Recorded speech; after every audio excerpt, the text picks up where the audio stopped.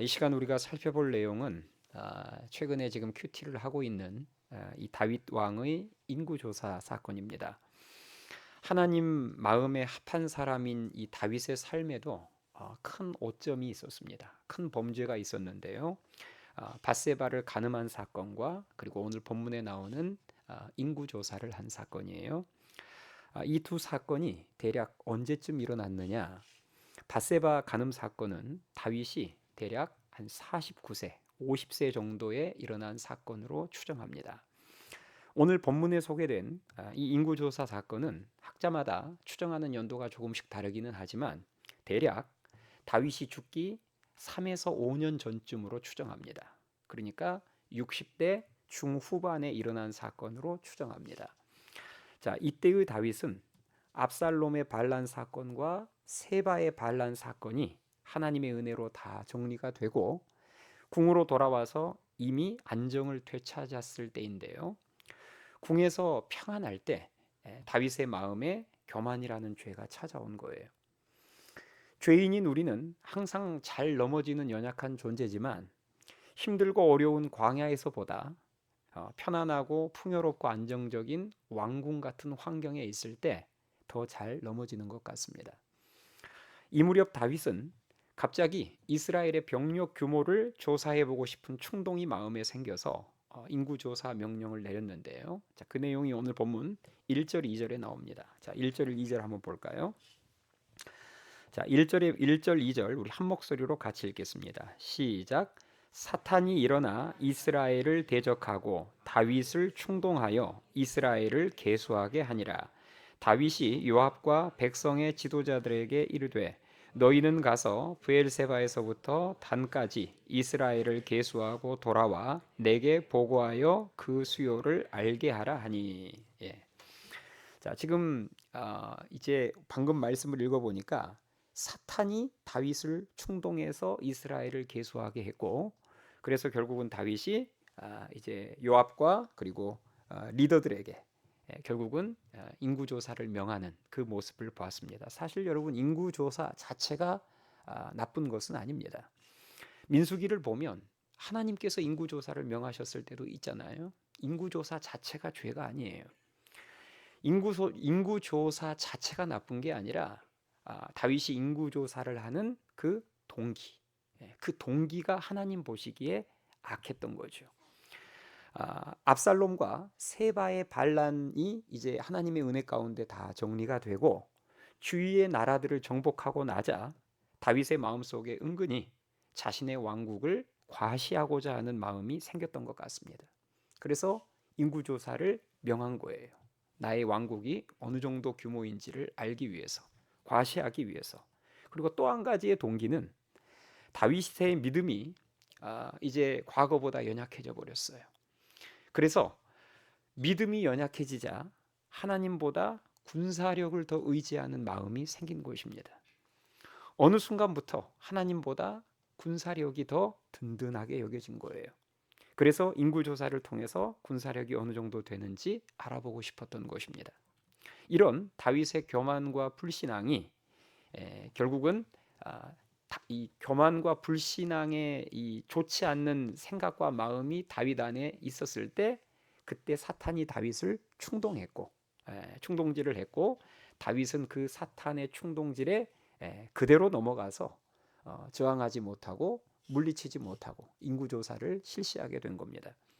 이러한 다윗의 범죄로 인해서 이스라엘 백성들은 하나님의 무서운 징계를 받게 됩니다. 하나님이 내리신 전염병으로 인해서 하루 만에 7만 명이 죽게 돼요. 단 하루 만에 7만 명이 죽습니다. 사실 우리가 여기까지만 보면 누가 나쁜 사람이죠? 여기까지만 보면 누가 나쁜 사람이에요?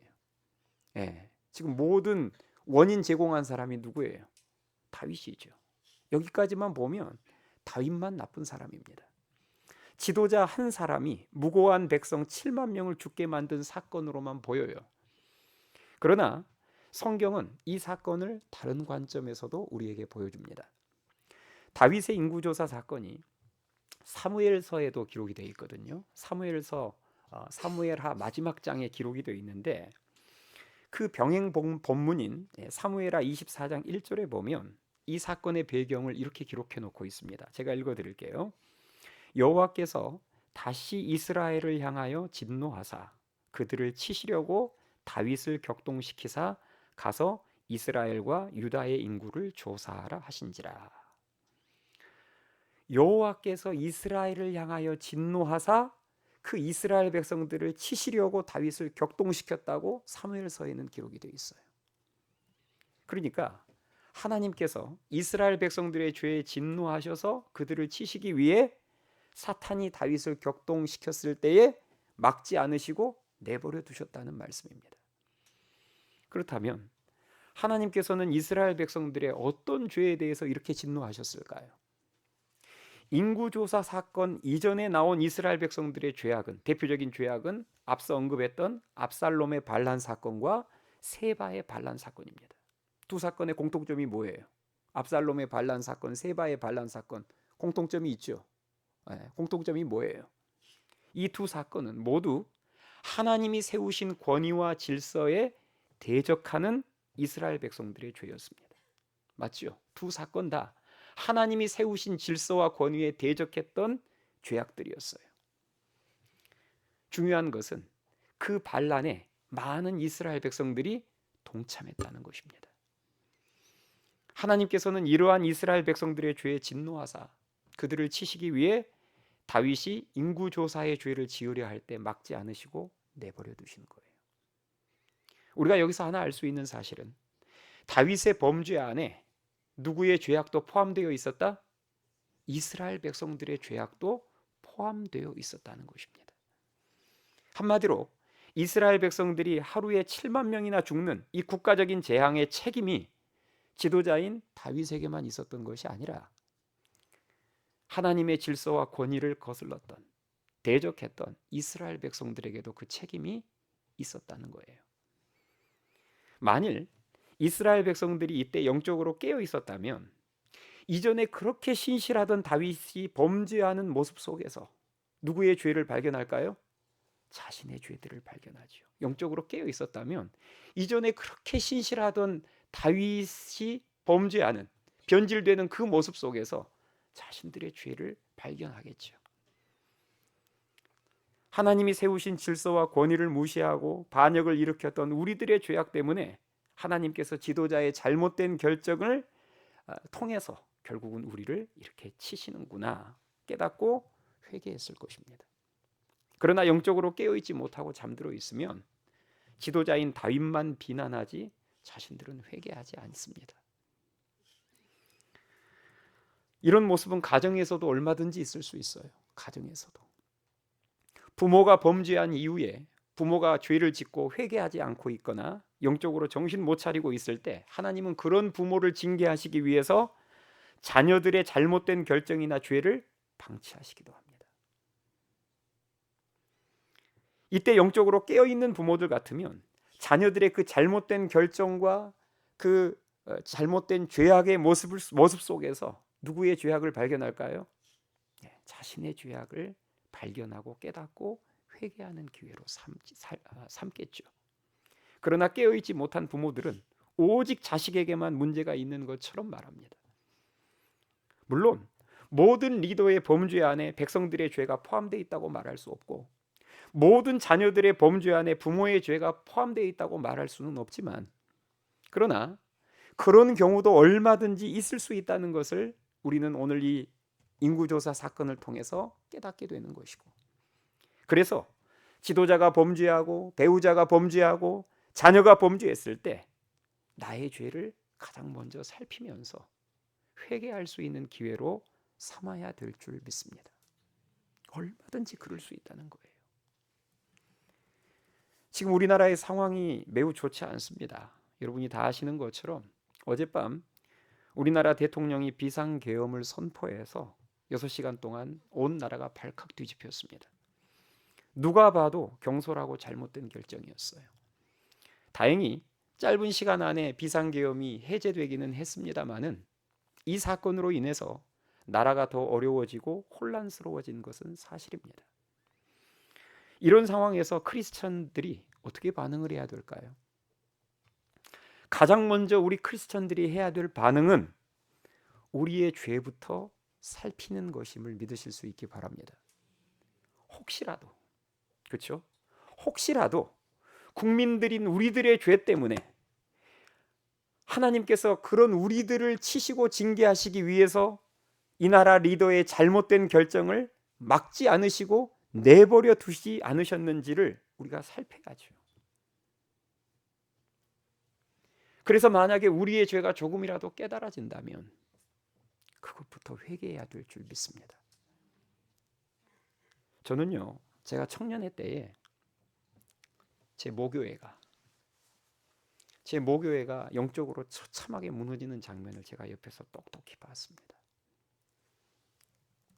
제 모교회는 대전 이남 지역에서 80년대 가장 컸던 교회예요. 그 오랜 전통과 많은 성도들, 그리고 그 지역 도심 한복판에 자리 잡고 있어서 성도들의 프라이드가 대단했습니다. 그 영적 자부심이. 그렇던 모교회가 영적으로 처참하게 무너지는데, 그때 당시에 저는 청년이었어요. 근데 표면적으로만 놓고 보면 분명 리더들의 잘못이었습니다. 담임 목사님과 일부 장로님들의 잘못이었어요. 그때가 언제였냐면 IMF가 터졌던 때거든요. 1997년이었어요. 여러분 생각해 보세요. IMF가 터졌을 때인데 어떻게 새 성전을 건축을 합니까? 영적으로나 경제적으로나 모든 면에 있어서 누가 봐도 지금은 새 성전을 건축할 때가 아닌데, 담임 목사님과 일부 장로님들이 무리하게 새 성전 건축을 추진하다가 결국 첫삽 뜨고 철골 세워놓고 철근 세워놓고 공사가 한 2년 가까이 중단돼 버렸어요. 당연하죠. 하나님의 때가 아닌데 인간적으로 밀어붙이다 보니까 공사가 중단될 수밖에 없었어요. 수년 후에 다시 공사가 재개되어서 힘들게 완공하기는 했지만 빚은 쌓였고 교회는 둘로 나뉘어버렸습니다. 그런데 제가 그 과정 가운데 본 게 있어요. 분명 지도자들의 잘못이 가장 컸지만 성도들의 잘못도 있었다는 거예요. 새 예배당 건축, 얼마나 중요한 문제입니까? 새 예배당 건축. 그러면 영적으로 가장 치열한 전쟁이 벌어질 때고, 또 하나 새 예배당 건축보다 사실 어쩌면 더 중요하고 큰 일이 뭐냐면 리더십이 교체되는 거예요. 담임 목사님이 바뀌는 것을 말합니다. 근데 이 두 가지, 새 성전 건축과 리더십 교체가 거의 동시적으로 이루어졌어요. 이 중요한 게 하나씩 이루어져도 어마어마한 영적 전쟁이 벌어지는데 거의 비슷한 시기에 건축이 먼저 이루어지고 바로 뒤이어서 리더십이 교체됐거든요. 그런데 그 중요한 시기에 그 큰 일을 앞두고 성도들이 깨어서 기도하지를 않았습니다. 그때 당시 제가 청년회 때 새벽 기도도 다니고 예배도 참석했으니까, 제가 그때 군대에서 이제 막 제대하고 나름대로 이제 영적으로 나름 불이 붙었을 때여서 그때 제가 새벽 기도를 날마다 나가고 예배를 나가서 그때 우리 그 교회의 기도 분위기를 제가 알고 있거든요. 그때 제가 봤거든요. 그 중요한 일을 앞두고도 성도들이 기도를 안 하는 거예요. 장로님, 권사님, 직분자들은 수두룩 한데 기도의 자리가 텅텅 비어 있어요.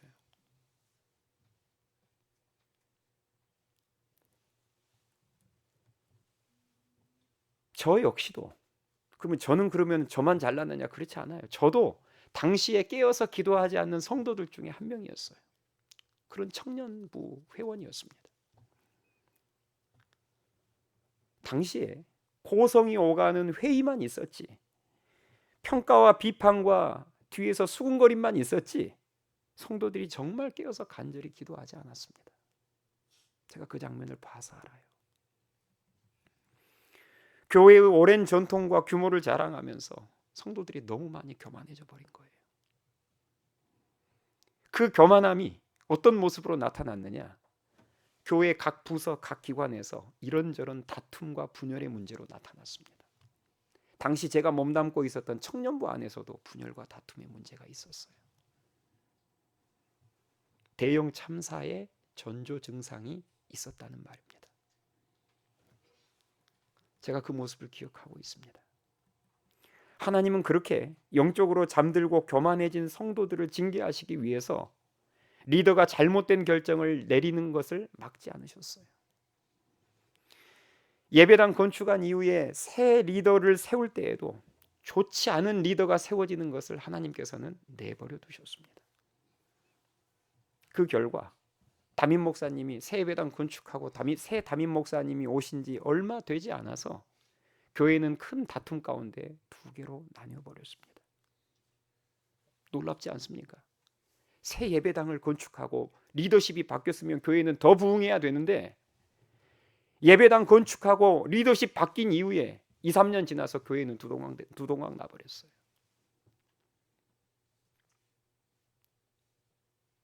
뉴스 데스크에 내 모교의 강단 위에서 성도들이 서로 용역 불러서 싸우는 모습이 뉴스에 나오는데 창피해서 못 보겠더라고요.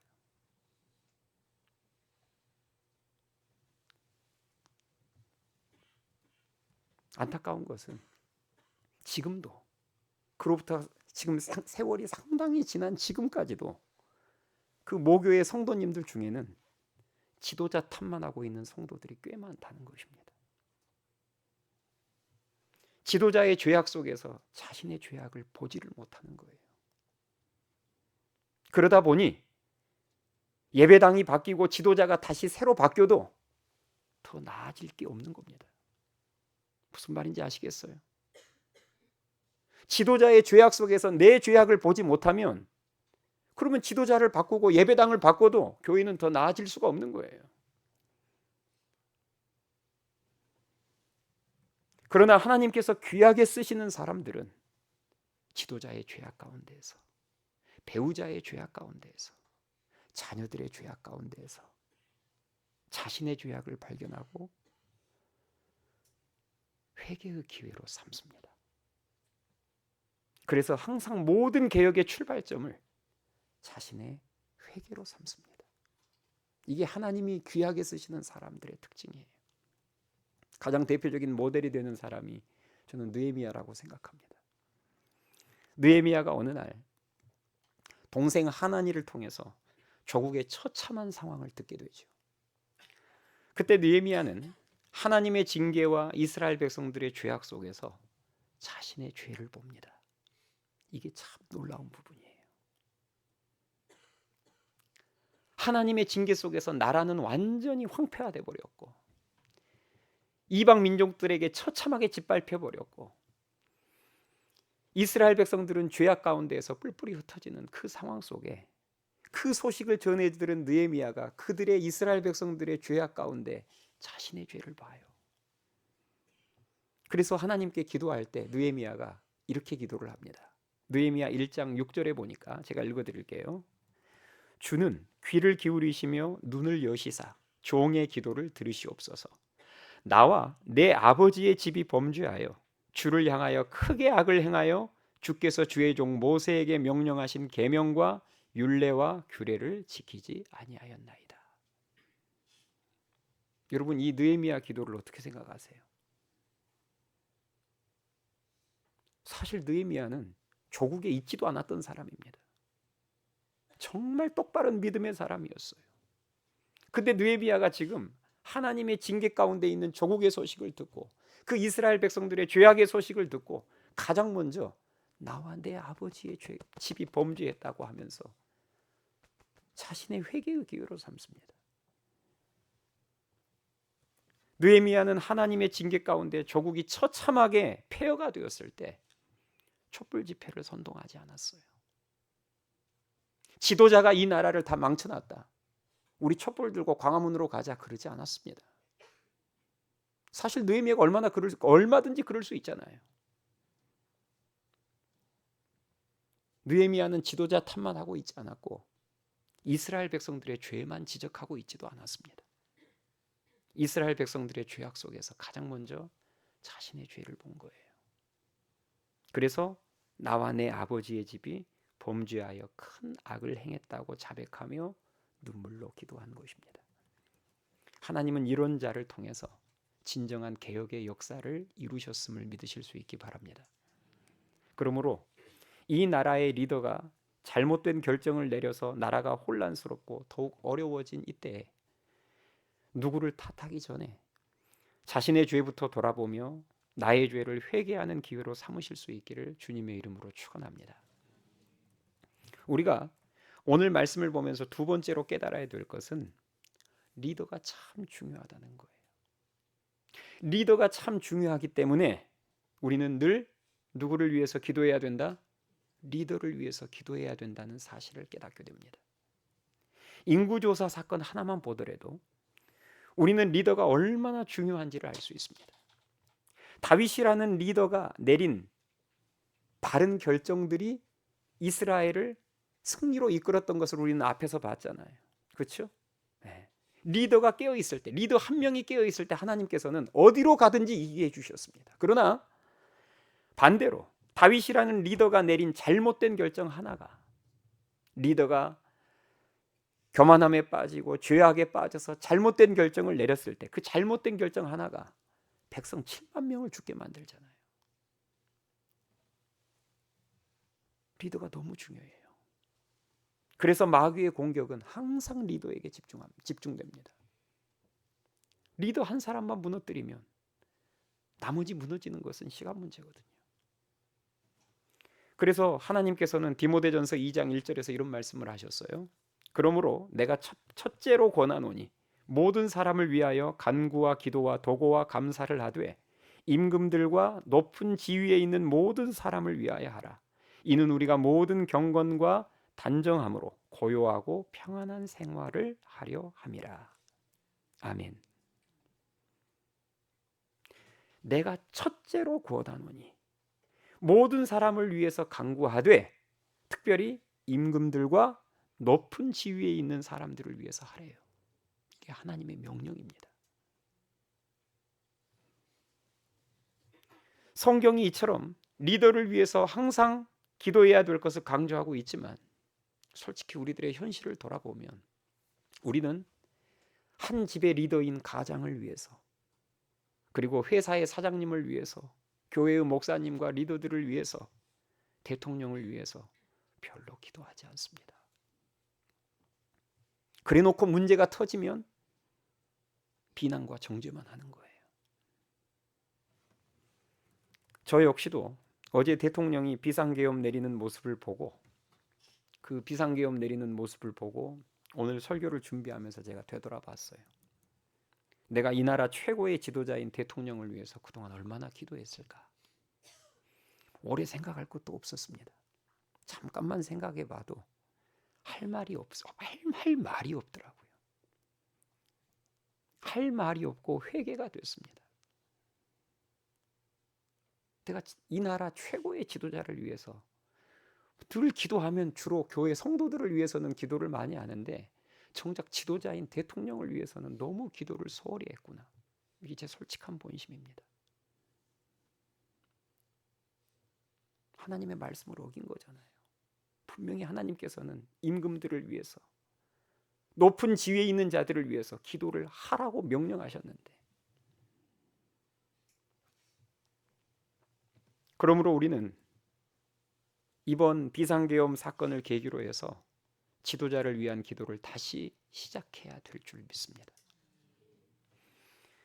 우리가 다윗의 인구조사 사건을 통해서 깨달아야 될 또 하나의 마지막 중요한 사실은 이 땅에 완전한 왕은 없다는 것입니다. 성경은 다윗처럼 믿음이 훌륭했던 사람도 완전하지 못함을 밧세바의 간음 사건과 그리고 인구조사 사건을 통해서 우리에게 보여주고 있습니다. 그러므로 인구조사 사건이 우리들에게 주는 메시지들이 여러 가지지만 그 중에서 가장 중요한 메시지는 이것입니다.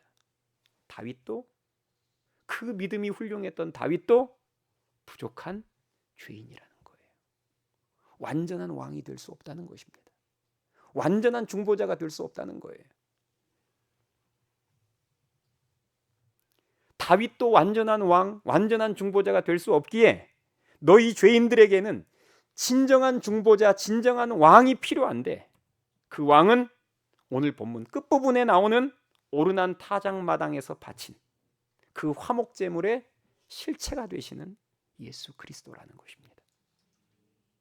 이게 다윗의 인구조사가 주는 가장 중요한 메시지입니다. 우리가 사무엘서를 읽잖아요. 사무엘서를 읽으면 처음에 사무엘서를 이렇게 읽으면 두 왕이 보입니다. 두 왕이 누굴까요? 사울 왕과 다윗 왕. 처음에 사무엘서를 읽으면 이 두 왕이 보여요. 사울 왕, 다윗 왕. 그러나 우리가 사무엘서를 끝까지 읽으면 사무엘하 24장까지 끝까지 읽으면 세 왕이 보임을 알 수 있습니다. 그 마지막 세 번째 왕은 누굴까요? 다윗의 죄와 이스라엘 백성들의 죄를 위해서 화목제물로 이 땅에 오실 예수 그리스도라는 왕입니다. 이 세상 어떤 왕도 어떤 대통령도 우리의 진정한 구원자가 될 수 없습니다. 윤석열 대통령도 우리의 진정한 구원자가 될 수 없고 이재명 씨가 대통령이 돼도 진정한 구원자가 될 수 없습니다. 다 털면 먼지가 날 수밖에 없는 죄인들이고 앞으로 어떤 사람이 대통령의 자리에 오르더라도 완전하지 못할 거예요. 또 부족한 부분이 보일 겁니다. 또 다른 문제가 있을 거예요. 하늘씨앗교회의 지도자의 자리도 마찬가지예요. 저한테도 지금 아마 여러분들이 말을 안 해서 그렇지 저의 부족한 부분을 여러분 다 보고 있을 거예요. 저는 완전하지 못합니다. 그러면 제 뒤로 하늘씨앗교회 2대 목사님이 취임하면 그분은 완전할까요? 아니에요. 어떤 담임 목사님이 와도 완전할 수 없습니다. 다 하자가 있어요. 그러므로 우리는 불완전한 왕의 모습을 볼 때마다 우리의 진정한 왕이 되시는 주님께 더욱 소망을 두어야 될 줄 믿습니다. 야당에서 나온 대통령, 그 대통령의 불완전한 모습을 볼 때마다 여당의 지도자에게 눈을 돌리기보다는 진정한 왕 되신 예수님을 바라보며 그분에게 소망을 둬야죠. 사람에게 또 다른 사람에게 소망을 두다 보면 돌아오는 것은 실망밖에 없습니다. 대통령 선거할 때마다 우리가 느끼지 않습니까? 이 사람이 영 아니어서 이번에는 저쪽 당 한번 밀어주자 하고 찍어보면 여전히 마찬가지예요. 항상 실망입니다. 그런데 기가 막힌 것은 서로 싸우고 있어요. 부족한 죄인들을 앞세워서 서로 싸우고 있어요. 웃기지 않습니까? 우리는 부족한 리더의 모습을 보고 불완전한 왕의 모습을 볼 때 이래서 진정한 왕 되시는 진정한 중보자 되시는 예수님이 이 땅에 오셔야만 하셨구나. 우리는 그분에게 소망을 둬야겠구나. 그 기회로 삼으셔야죠. 바라기는 이 나라의 리더가 잘못된 결정을 내려서 모든 상황이 더욱더 혼란스럽고 어려워진 이때 세상적으로 반응하지 마시고 성경적으로 반응하셔서 나의 죄를 회개하는 기회로 삼으시고 지도자를 위한 기도가 중요함을 깨달아서 멈췄던 지도자를 위한 기도를 다시 시작하는 기회로 삼으시고 무엇보다도 우리의 진정한 왕 되시는 예수님을 더욱더 소망하고 기다리고 전파하는 기회로 삼으실 수 있기를 주님의 이름으로 축원합니다. 다윗이 그랬던 것처럼 다윗이 우리들에게 본을 보여줬잖아요. 잘못된 왕에 대한 심판은 누구에게 맡기고? 하나님께 맡기고. 사울 왕이 그 미친 짓을 했을 때도 다윗이 직접 심판하지 않았어요. 심판하시는 하나님, 때가 되면 공의로 심판하실 하나님을 신뢰함으로 다윗은 나서지 않았습니다. 심판은 하나님께 맡기고 우리가 하나님 앞에서 바른 믿음의 반응을 보일 때에 하나님께서는 하나님의 때에 하나님의 방법으로 심판할 자를 심판하시고 끌어내릴 자를 끌어내리시고 세울 자를 세우셔서 우리에게 회복의 은혜를 주실 줄 믿습니다. 찬양합시다.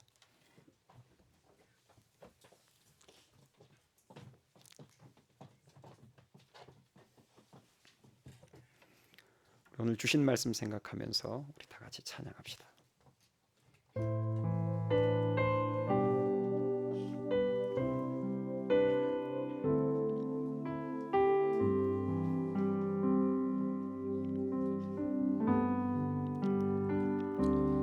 나의 백성이 다 겸비하여 내게 기도하며 나의 얼굴을 구하여서 그 악한 길 떠나면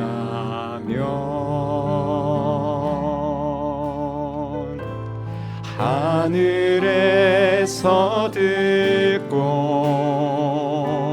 죄를 사하며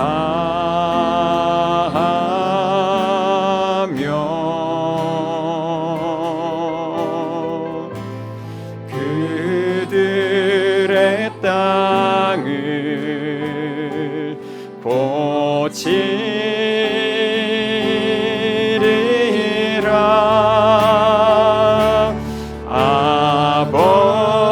아버지여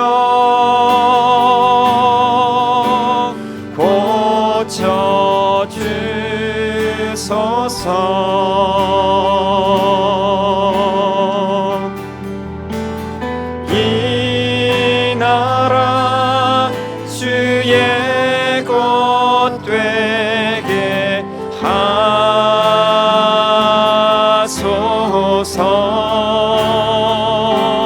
주 하나님 간절히 기도하오니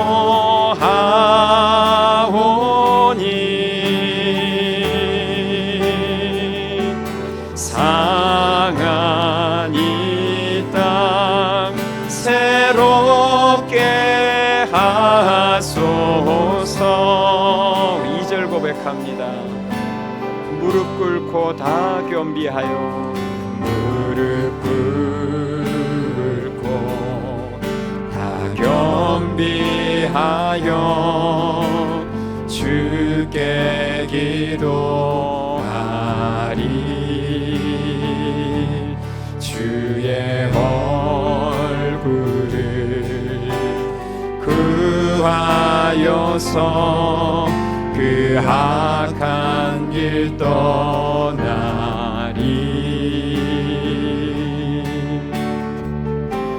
주님의 자비로 죄를 사하며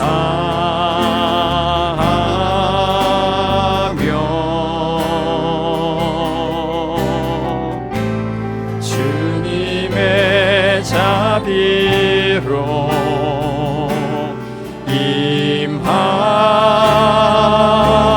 임하소서. 아버지여 아버지여 고쳐주소서.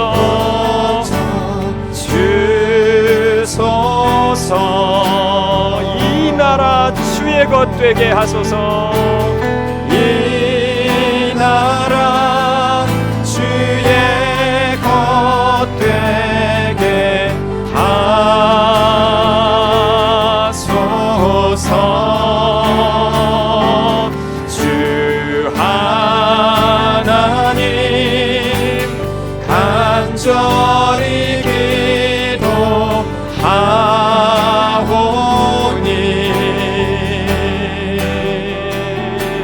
상한 이 땅 새롭게 하소서. 아버지여 고쳐주소서. 아버지여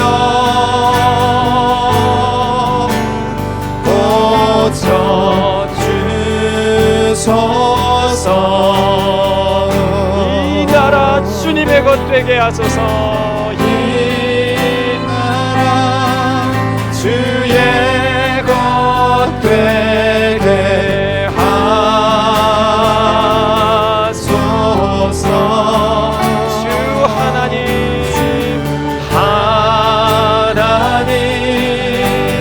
간절히 기도하오니 상한 이 땅 새롭게 하소서. 상한 이 땅 마음을 실어 다시 한번 고백합니다. 아버지여 고쳐주소서. 아버지여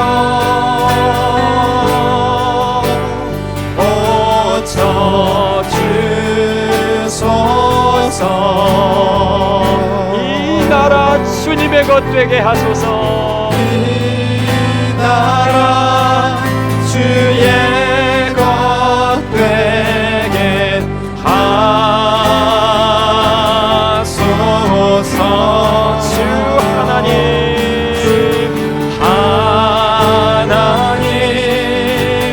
간절히 기도하오니 상한 이 땅 새롭게 하소서. 상한 이